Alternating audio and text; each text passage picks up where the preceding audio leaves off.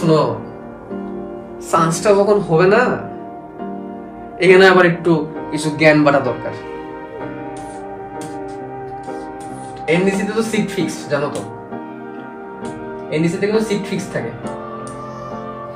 ওই একটা সিটেই 1 মাস বসতে হয়। 3টা সিট আগাইলাম, প্রতি সিটে 3 জন করে বসে। 1 2 3 4 5 6 7 8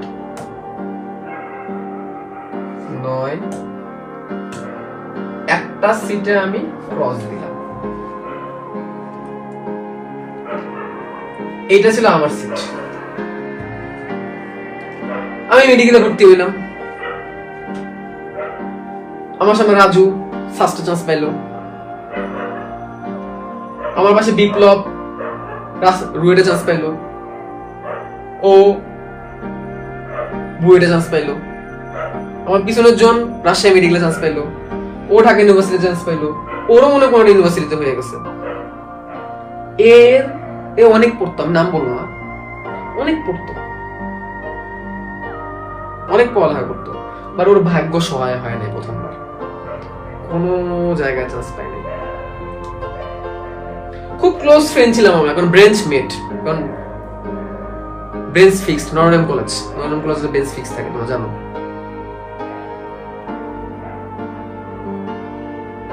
ও আমাদের সাথে যোগাযোগ বন্ধ করে দিল। আমরা ফোন দিলাম ওরে রেজাল্টের পর, কোন জায়গায় চান্স পাইছে কিনা। বুঝছি ও কোনো জায়গায় চান্স পায় নাই। ও আমাদের সাথে কমিউনিকেশন বন্ধ করে দিল। কারোর সাথেই কমিউনিকেশন করে না সে, কারোর সাথে সে কমিউনিকেশন করে না।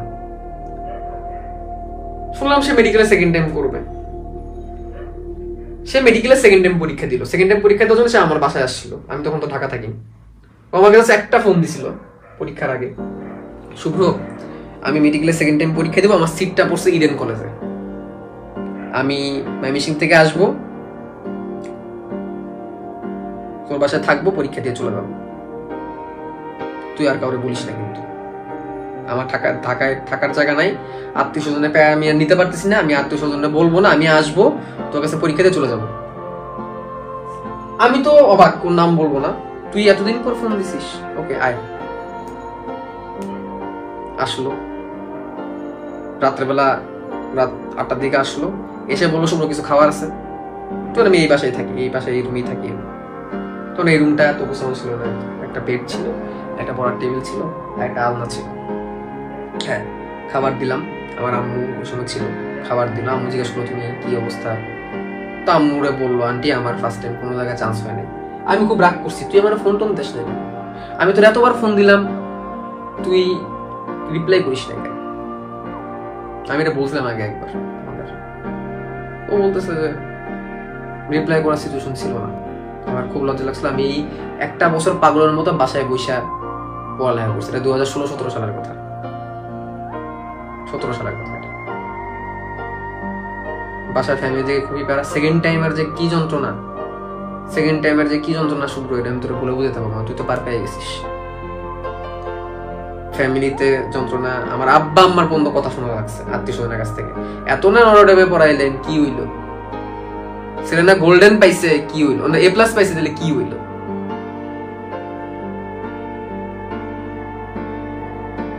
খুব কষ্ট পাইছে।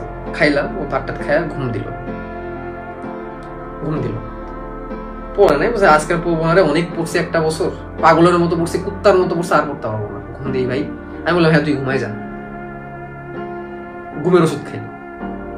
আমি লাস্ট কয়েক মাস ধরে ঘুমের ওষুধ খাই, ঘুমাইতে পারি না, খালি পড়তে ইচ্ছা করে। আমার একটা ঘুমের ওষুধ খাই, ও বললো ঘুমের ওষুধ খাই, তাহলে আমি ঘুমাইতে পারবো না। আমি উঠে দেখবি যে আমি রাত 3টার সময় আবার পড়তে বসে গেছি। ও আমার যেটা বললো লাস্ট নাকি 2 মাস ধরে ঘুমের ওষুধ খাই ঘুমায়। ওর কখন দিন হয় কখন রাত হয় সে জানে না, ঘুমের ওষুধ খেতে আর ঘুমাইতে হয়, তাহলে ওর ঘুম আসে না। আমি বললো খা, সমস্যা নেই, আমি ডেকে দিব। আমি তো রাতে ঘুমাই না, আমি তো আগে থেকে নাইট আউট। তোমরা কিন্তু ঘুমাবো রাতে, রাতে আলদি ঘুমানো উচিত। এই জন্য আমার অনেক ক্ষতি হয়েছে শরীর স্বাস্থ্যের এই অবস্থা, রাতে ঘুমের কারণে।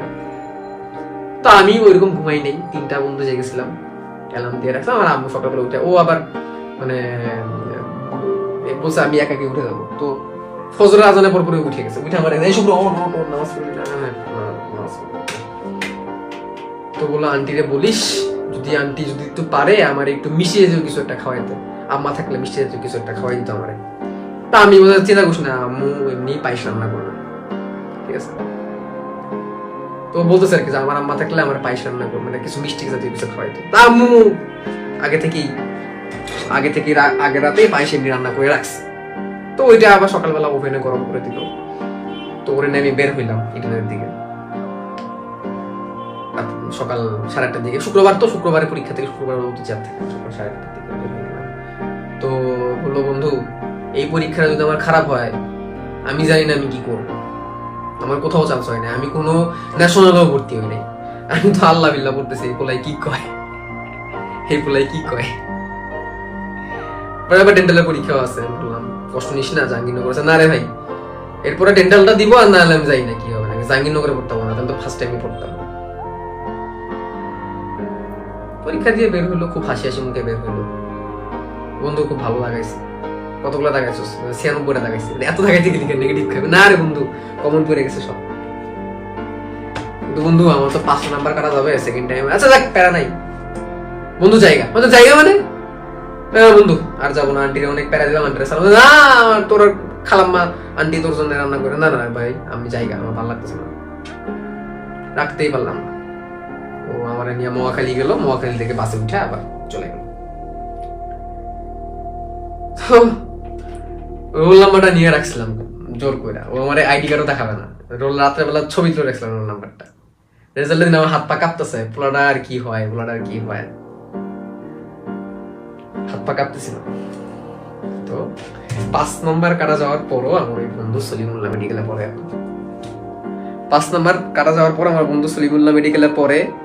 রেজাল্ট আমি দেখতে পাই না, রেজাল্টের দিন একটু প্যারা হয়, নেটে একটু ডিস্টার্ব করে। ও রেজাল্টটা পায় সবার আগে আম্মুর নাম্বারে ফোন দিচ্ছে, আমার নাম্বারে ফোন দেয় না, আম্মুর নাম্বারে ফোন দিচ্ছে, আন্টি আমার তো সলিমুল্লাহ মেডিকেলে হয়ে গেছে।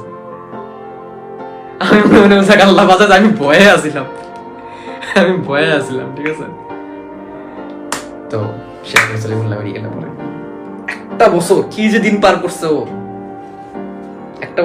পার করছে, ছেলেটা ঘুমের ওষুধ খাইছে ঘুমানোর জন্য, এমনি না ডিপ্রেশনে, কিন্তু ঘুমের ওষুধ খাই নাই। ও ঘুমের ওষুধ না খেলে ঘুমাইতে পারবে না, আবার পড়তে বসে যাবে।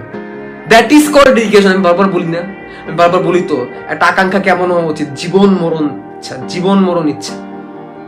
বলছিলাম না জীবন মরণ চাওয়া থাকতে হবে, তখন তোমার আকাঙ্ক্ষা পূরণ হবে। ওর জীবন মরণ ইচ্ছা হয়ে গেছিল। 2 ঘন্টা ক্লাস কইরা মাথা গরম হয়ে গেছে, ভাই পারতেছি না, ভাই পেটে ব্যথা, ভাই বুকে ব্যথা, ভাই অমুক জায়গায় ব্যথা, আল্লাহ ভাই এত পড়া, ভাই 3টা এক্সাম।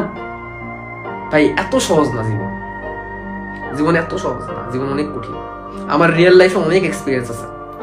ছোটবেলা বাপরে হারায়া অল্প বয়সে সংসারের দায়িত্ব নিয়ে এই জায়গায় উঠে আসি। আমার জীবনে অনেক এক্সপিরিয়েন্স আছে, আর অনেক দেখা এক্সপিরিয়েন্স আছে।